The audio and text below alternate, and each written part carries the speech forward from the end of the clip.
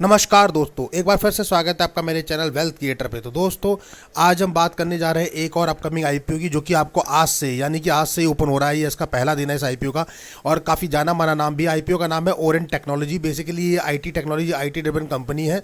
तो इसका आईपीओ आने वाला है ओरेंट टेक्नोलॉजी लिमिटेड का। तो आज से ये आईपीओ आने वाला है दोस्तों। इस कंपनी के फाइनेंशियल और फंडामेंटल एनालिसिस करेंगे इस वीडियो में। जानेंगे जीएमपी में क्या डिमांड चल रही है, मार्केट में क्या चल रहा है, इस आईपीओ की कितनी डिमांड बढ़ी है या घटी है, और हम इसमें अप्लाई करेंगे या अवॉइड करेंगे। पर उससे पहले वीडियो को लाइक, शेयर और सब्सक्राइब करना बिल्कुल ना भूलिए दोस्तों। तो अब वीडियो में आगे बढ़ते हैं और बात कर लेते हैं ओरेंट टेक्नोलॉजी लिमिटेड की, जिसका कि आपको आईपीओ दिखेगा, और इस वीडियो में जानेंगे इस कंपनी के बारे में। सबसे पहले कंपनी की अगर वेबसाइट पर जाकर देखेंगे तो ये आईटी से रिलेटेड कंपनी है, जो कि इनकॉर्पोरेट हुई थी जुलाई 1997 में, यानी 1997 से काम कर रही है। फास्ट ग्रोइंग कंपनी है ये। इंफॉर्मेशन टेक्नोलॉजी यानी जैसे हमने बताया था, ये प्रोवाइड कराती है आईटी सोल्यूशन, और इसका हेडक्वार्टर आपको देखने को मिलेगा मुंबई, महाराष्ट्र में। अगर हम बात करें कंपनी के, तो कंपनी जो है 3-4 सेगमेंट में काम करती है, और अगर हम देखें तो क्रिएट करती है प्रोडक्ट, सोल्यूशन प्रोवाइड कराती है। तो इस टाइप से इसके जो है आपको with in the business vertical में नज़र आएंगे। इसके मेन जो वर्टिकल है वो 3 वर्टिकल है। इसमें है आईटी इंफ्रास्ट्रक्चर, दूसरा आईटी इनेबल सर्विसेज, और तीसरा भी हम बताएं आईटी इंफ्रास्ट्रक्चर की। अगर हम पहले बात कर ले तो यहाँ प्रोडक्ट एंड सोल्यूशन जो है, यानी कि डेटा सेंटर सोल्यूशन जो होती है एंड टू एंड जो है प्रोवाइड कराती है अपने यूज़र्स को। उसके अलावा आईटी सर्विसेज की अगर हम बात करें तो इसमें सर्विस मैनेज करती है, जैसे मल्टी वेंडर हो गया, मल्टी वेंडर सपोर्ट सर्विसेज हो गया, आईटी फैसिलिटी मैनेजमेंट सर्विसेज हो गया, नेटवर्क ऑपरेट सर्विसेज हो गया, रिलेटेड सिक्योरिटी रिलेटेड सर्विसेज हो गया। इस टाइप से आपको सर्विसेज आईटी इनेबल सर्विसेज में होती हुई दिखेंगी।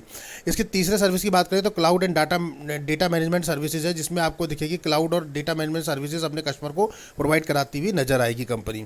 अगर कंपनी की बात करें तो कंपनी में वाइड रेंज ऑफ ऑफर करती है प्रोडक्ट। अगर इसे देखा जाए तो ये जो है सोल्यूशन प्रोवाइड कराती है।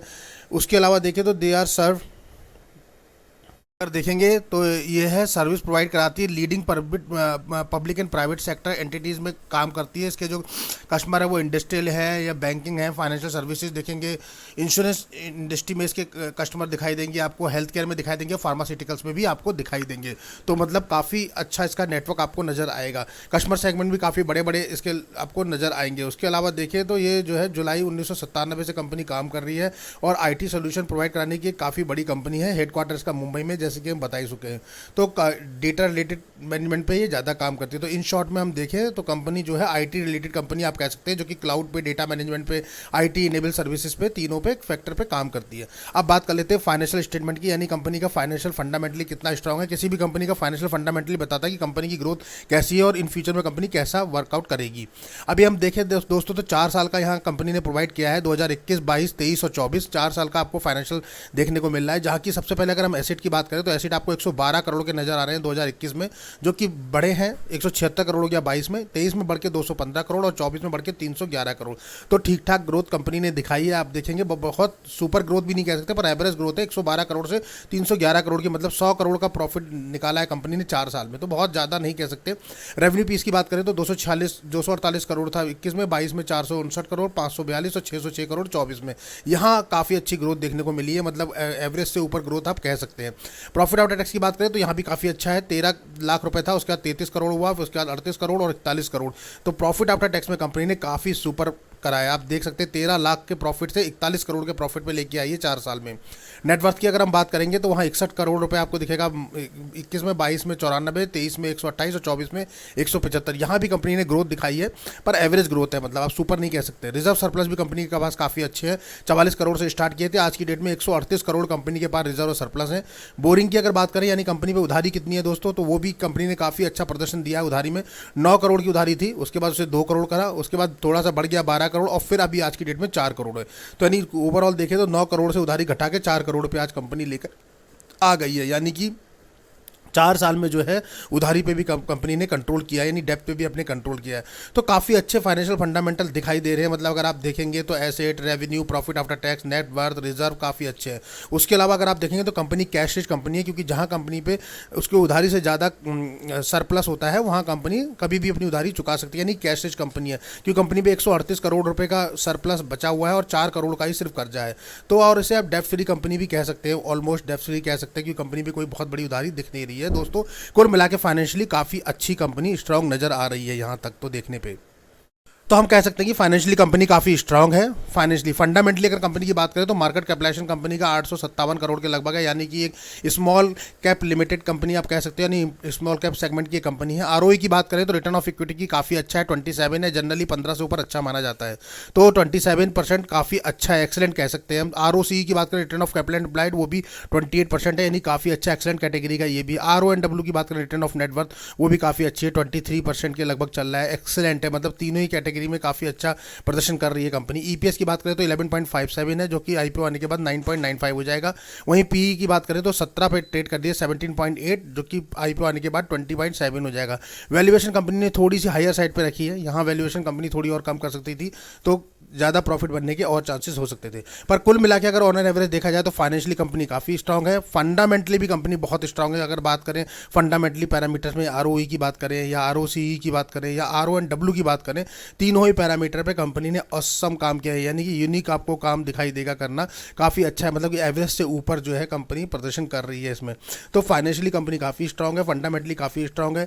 और लेकिन ये है कि कंपनी आईटी रिलेटेड है, तो कोई यूनिक आपको दिखाई नहीं देगा कि कोई यूनिक सेगमेंट है। आईटी में बहुत सारी कंपनी है, तो उसके कंपटीटर भी बहुत खड़े हैं मार्केट में, तो इन फ्यूचर के लिए कैसा रहेगा ये कह नहीं सकते। अभी इंपॉर्टेंट डेट्स की बात कर लेते हैं, क्या इंपॉर्टेंट डेट्स होने वाली है दोस्तों, तो वो नोट डाउन कर लें। आज यानी कि 21 अगस्त से ये ओपन होने जा रहा है, तो आज पहला दिन है, 21 अगस्त से 23 अगस्त के बीच में आपको दिखाई देगा। फेस वैल्यू रखी गई है 10 रुपये पर शेयर, प्राइस बैंड रखा गया 195 रुपये से 200 रुपये पर शेयर। लॉट साइज आपको 72 शेयर दिखाई देंगे एक लॉट में। टोटल इशू साइज की अगर हम बात कर ले तो वहीं आपको दिखाई देगा 214 करोड़ का, काफ़ी छोटा इशू साइज है 214 करोड़, जिसमें कि फ्रेश इशू की अगर बात करें तो काफ़ी अच्छा पोर्शन 120 करोड़ का है, यानी कि फ्रेश इशू कंपनी ने काफ़ी बड़ा पोर्शन रखा हुआ है। और उसके अलावा अगर ऑफर फॉर सेल की बात करें तो वो सिर्फ 94 करोड़ के लगभग का है, लेकिन फिर भी ऑफर फॉर सेल थोड़ा सा नेगेटिव इंपैक्ट डालता है किसी भी ऑर्गेनाइजेशन में जहाँ की स्टेक होल्डर अपनी बेच रहे हैं, प्रमोटर अपनी होल्डिंग बेच रहे हैं। अगर हम बात करें लॉट साइज की तो आपको रिटेल कैटेगरी में एक लॉट देखने को मिलेगा 72 शेयर, जिसमें 14,832 पे करने। रिटेल में मैक्सिमम 13 लॉट तक अप्लाई करेंगे आप, 1,92,000 रुपये पे करने हैं। स्मॉल एचएनआई मिनिमम में 14 लॉट अप्लाई होंगे, 1,008 शेयर मिलेंगे, 2,07,000 रुपये पे करने हैं। मैक्सिमम स्मॉल एचएनआई में 67 लॉट अप्लाई कर सकते हैं आप, 9,93,000 रुपये 744 पे करने हैं। बिग एचएनआई मिनिमम आपको 68 लॉट अप्लाई करने होंगे, 4,896 शेयर आपको मिलेंगे और 10,08,576 रुपये आपको उसके लिए पे करने पड़ेंगे। अभी बात कर लेते हैं रिजर्वेशन चार्ट की, तो आप देखेंगे क्यूआईबी के लिए 50% का पोर्शन कंपनी रखा है। एज यूजुअल कुछ ज़्यादा नहीं देखने को मिल रहा है, एज यूजुअल ही है। रिटेल के लिए 35% देखने को मिलेगा आपको, और एचएनआई कैटेगरी के लिए आपको 15% का पोर्शन देखने को मिल रहा है।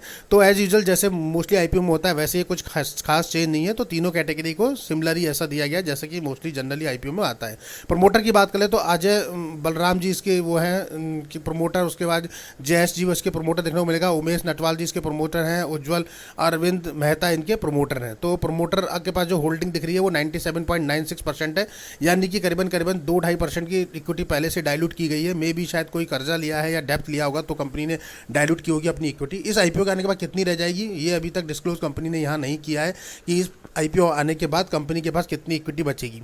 ग्रे मार्केट प्रीमियम की बात करें दोस्तों कि इस आईपीओ का ग्रे मार्केट में क्या डिमांड चल रही है, तो जैसे ही आईपीओ ओपन हुआ है दोस्तों ओरिएंट टेक्नोलॉजी का, उसके ग्रे मार्केट में भी धमाल करा है, काफ़ी अच्छा रिस्पॉन्स निकल के आ रहा है। आप देखेंगे तो ओरिएंट टेक्नोलॉजी लिमिटेड आईपीओ की 206 रुपये प्राइस बैंड है, 55 रुपये जीएमपी ट्रेंड कर रहा है। और जीएमपी दोस्तों अभी ये वीडियो बनाया तब तक हो रहा है, उसके बाद भी अप डाउन हो सकता है। 26-27% का लिस्टिंग गेन दिखा रहा है अभी की डेट में। फायर रेटिंग 4 की बनी हुई है, 214 करोड़ का आपको टोटल इशू साइज देखने को मिलेगा, 72 शेयर मिलेंगे एक लॉट में। 21 तो ओपन हो रहा है, यानी आज ओपन हो रहा है, 23 तारीख को क्लोज हो जाएगा, 26 को आपको अलॉटमेंट पता लग जाएगा कि आपको मिला है या नहीं मिला है। लिस्टिंग गेन की बात करें दोस्तों एज ऑफ नाउ, मतलब अभी जब तक वीडियो बना रहे हैं तब तक हम देख रहे हैं, तो लिस्टिंग गेन एक लॉट पे आपको 3,960 यानी 4,000 रुपये बनते हुए दिख रहे हैं। यानी आपका जो इन्वेस्टमेंट है उस पर 4,000 रुपये आपको एक्स्ट्रा बनते हुए दिख रहे हैं। 56 का जीएमपी चल रहा है और 72 शेयर आपको एक लॉट में मिल रहे हैं, 56 × 72 यानी 3,960 रुपये, लगभग रफली मान लें तो 4,000 रुपये, यानी कि 14,800 रुपये, यानी 15,000 रुपये में 4,000 मतलब 19,000 रुपये के लगभग आपको बनते हुए दिख रहे हैं पहले ही शॉर्ट में, मतलब अपनी इन्वेस्टमेंट पे। तो काफ़ी अच्छा है और ऊपर से हमारा जो क्राइटेरिया है उसको भी मैट करता है। बेसिकली क्राइटेरिया हम लोग ये कहते हैं कि 20% से लेकर 30% के बीच में अगर कोई लिस्टिंग गेन दिखा रहा है तो थोड़ा सा सेफर साइड रहता है, पर मार्केट में कुछ भी सेफ नहीं हो सकता दोस्तों, इसलिए प्रेडिक्ट किया जाता है कि हाँ ये सेफ रहता है, अगर गिरेगा भी तो आपको थोड़ा बहुत तो लिस्टिंग गेन दे के जाएगा। तो इस टाइप से देखें तो लिस्टिंग गेन के लिए तो काफ़ी अच्छा दिखाई दे रहा है।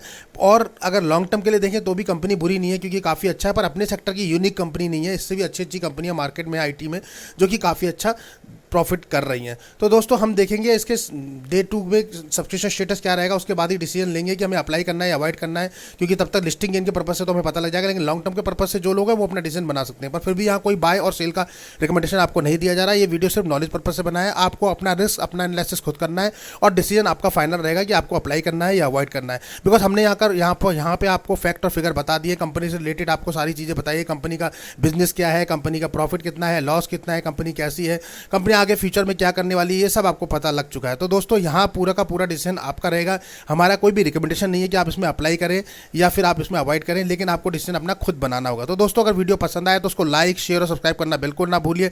मिलते हैं अपने ऐसे ही अगले वीडियो में, तब तक के लिए नमस्कार।